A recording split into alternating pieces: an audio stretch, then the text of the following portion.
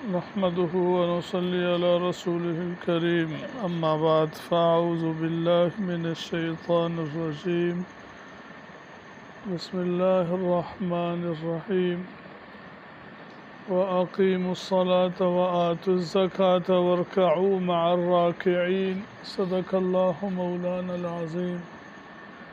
میرے محترم دوست اور بھائی اور بزرگوں، دین کے اندر سب سے اہم چیز اللہ تعالیٰ کی عبادت ہے،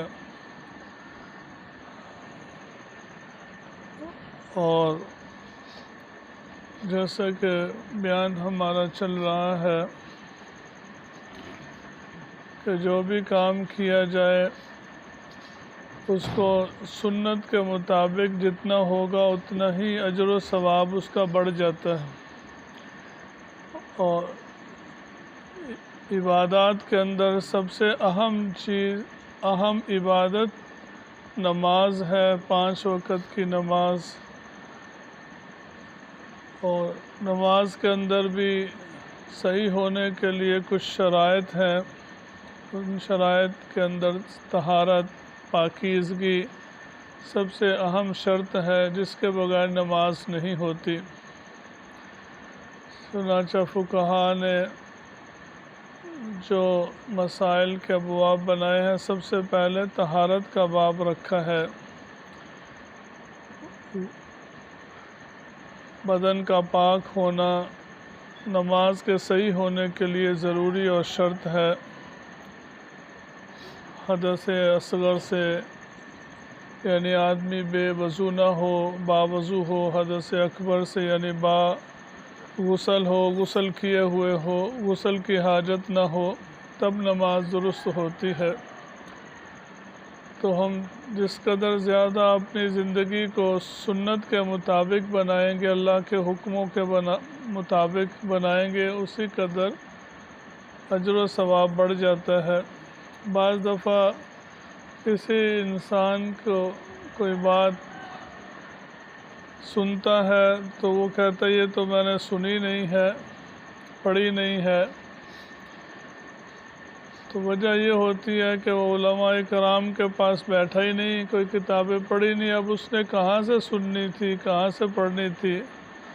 اس سے پوچھا تم نے کہ کون سی کتابیں پڑھی ہوئی ہیں دین کی، فقہ کی؟ تو کہتا کوئی بھی نہیں۔ تو پھر کہاں سے تم نے سننی تھی، اور کس سے تم نے یہ دین سیکھا ہے؟ مسائل کا کتنے گھنٹے، کتنے دن، کتنا وقت لگایا ہے؟ تو کوئی بھی نہیں، بس سنے تو خود بخود تھوڑی آدمی کو یہ باتیں پتہ چلتی ہیں۔ جو دلچسپی رکھتا ہے، سنتا ہے، پوچھتا ہے، بیٹھتا ہے، پڑھتا ہے، اس کو دین کی باتیں معلوم ہوتی ہیں۔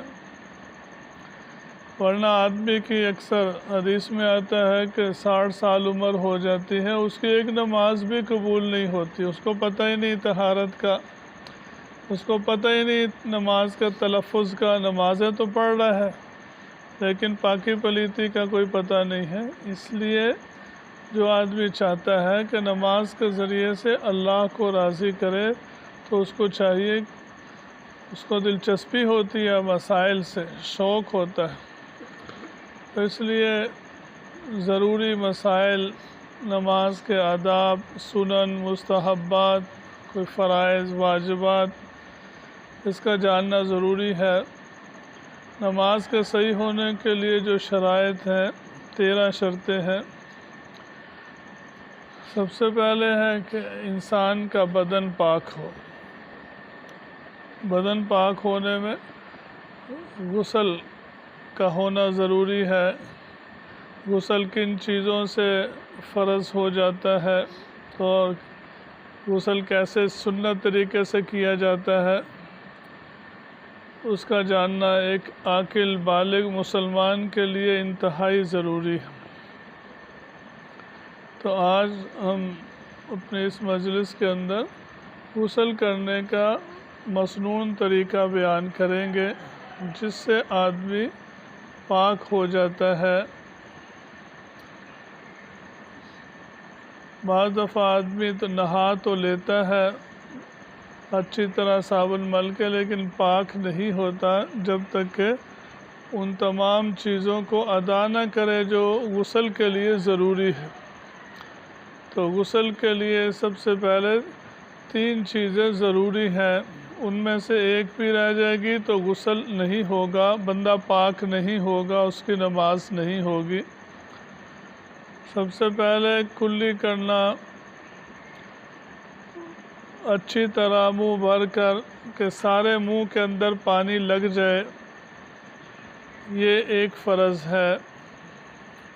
اور دوسرا ناک کے اندر پانی ڈالنا کہ جہاں تک ناک کا نرم حصہ ہے آگے والا وہاں تک پانی پہنچ جائے، اوپر جا کے ناک کے ہڈی جہاں شروع ہوتی ہے سخت حصہ ہوتا ہے، اس سے نیچے نیچے جو نرم حصہ ہے وہاں تک پانی کو پہنچانا۔ کلی کے اندر اور ناک میں پانی ڈالنے میں مبالغہ کرنا، یعنی اچھے طریقے سے اہتمام سے پانی پہنچانا، یہ سنت ہے۔ اور تیسرا فرض غسل کے اندر پورے بدن کے اوپر پانی بہانا ہے ایک دفعہ۔ جب یہ 3 فرض پورے ہو گئے تو غسل ہو گیا۔ تو پورے بدن کے اوپر ایک بال کے برابر بھی جگہ ایسی نہ ہو جو خشک رہ جائے۔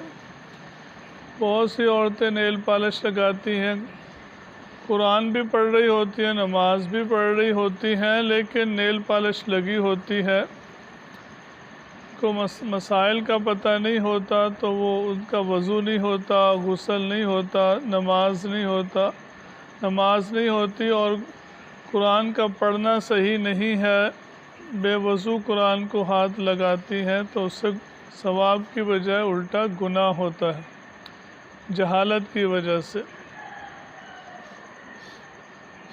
تو اس لیے مسائل کا سیکھنا، نماز فرض ہے تو اس کے مسائل کو بھی جاننا جس سے نماز صحیح ہو جائے، یہ بھی فرض اور ضروری ہے۔ تو غسل کے اندر 3 فرض ہوتے ہیں، کلی کرنا، ناک میں پانی ڈالنا، اور تیسرا پورے بدن کے اوپر پانی بہانا کہ بال کے برابر بھی جگہ خشک نہ رہ جائے۔ بعض دفعہ آدمی ایلفی کے ساتھ کوئی کام کرتا ہے، انگلیوں میں ایلفی لگ جاتی ہے جو دکھائی بھی نہیں دیتی، اور جو وضو کا غسل کا پانی لگنے سے مانع اور رکاوٹ ہوتی ہے، جسم کے اوپر باریک سی تہ جم جاتی ہے بالکل جو بے رنگ ہوتی ہے۔ یا بعض لوگ جو ہے کام کرتے ہیں پینٹ لگ جاتا ہے گاڑیوں کو، ہر وقت ان کے ہاتھوں کو پینٹ لگا ہوا ہوتا ہے، اس کو اگر نہ اتارا جائے تو نیچے پانی نہیں جاتا پینٹ کے نیچے، تو جس کی وجہ سے وضو صحیح نہیں ہوتا، غسل صحیح نہیں ہوتا۔ تو یہ بہت سارے مسائل ہیں، مختصر یہاں پہ چونکہ ٹائم تھوڑا ہوتا ہے مختصر خاص باتیں ذکر کی جاتی ہیں۔ تو غسل کا جو سنت طریقہ ہے، یہ تو فرائض تھے جو بیان کیے۔ غسل کا سنت طریقہ یہ ہے کہ جب آدمی بیت الخلاء میں جائے کپڑے اتارے تو سب سے پہلے اپنے ہاتھوں کو گھٹنوں تک 3 دفعہ دھو لے۔ اور حدیث میں آتا ہے کہ جو آدمی پہلے زمانے کے اندر یہ نلکے نہیں ہوتے تھے، ٹوٹیاں نہیں لگی ہوتی تھی، ٹب کے اندر پانی رکھا ہوتا تھا نہانے کے لیے، استعمال کے لیے باہر سے پانی لاتے تھے۔ ابھی بھی بہت سے علاقے ایسے ہیں جہاں پر دور سے پانی لایا جاتا ہے اور کسی برتن میں پانی رکھا ہوا ہوتا ہے۔ اس میں ایک ادب یہ بھی حضور پاک صلی اللہ علیہ وسلم نے ارشاد فرمایا کہ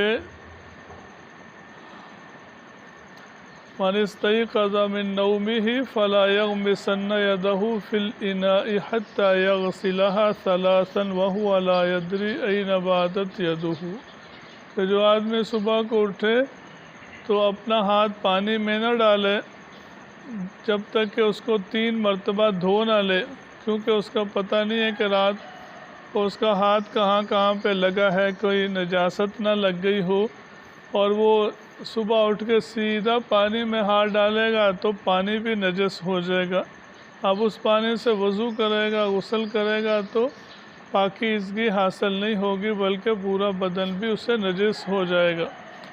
اس لیے کسی برتن سے کسی چیز سے پانی نکال کے پہلے اپنے ہاتھوں کو گھٹنوں تک 3 دفعہ دھو لے، اس کے بعد پھر استنجا کرے۔ اگر کوئی بدن پہ کسی جگہ نجاست لگی ہوئی ہے تو اس کو دھو لے، اس کے بعد پھر پورا وضو کرے جیسا کہ نماز کے لیے وضو کیا جاتا ہے۔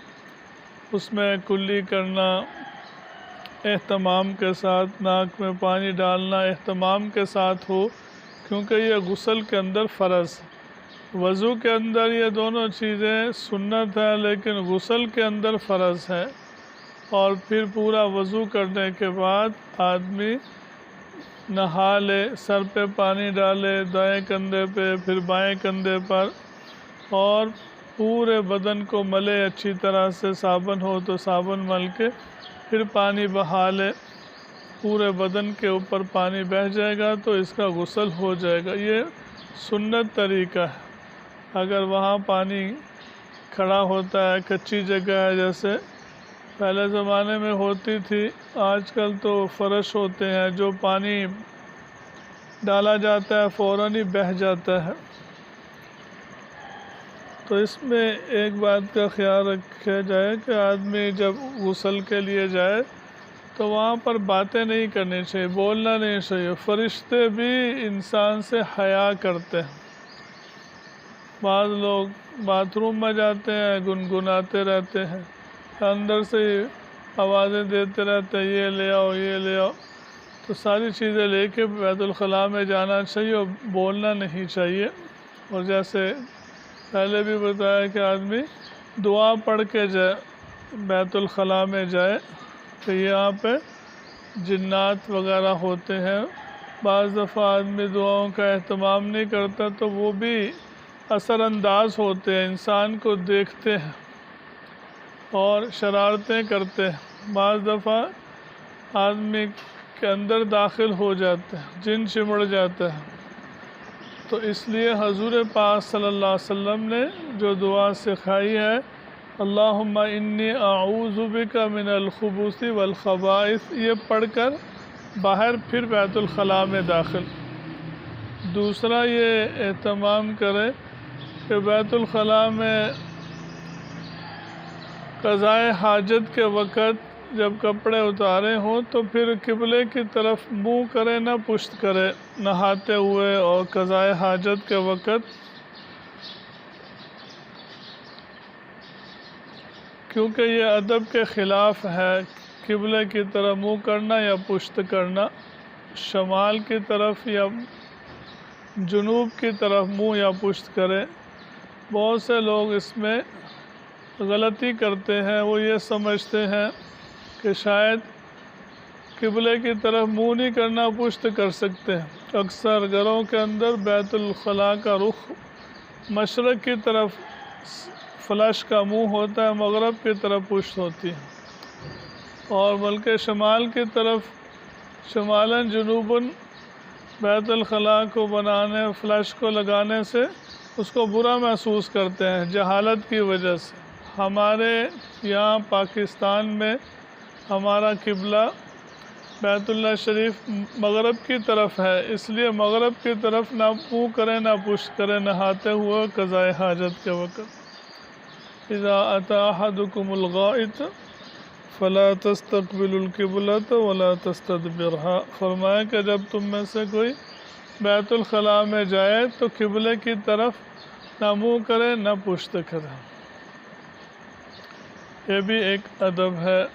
اور پھر جب نہا کے باہر نکلے تو پھر دعا پڑھے، الحمدللہ غفرانک الحمدللہ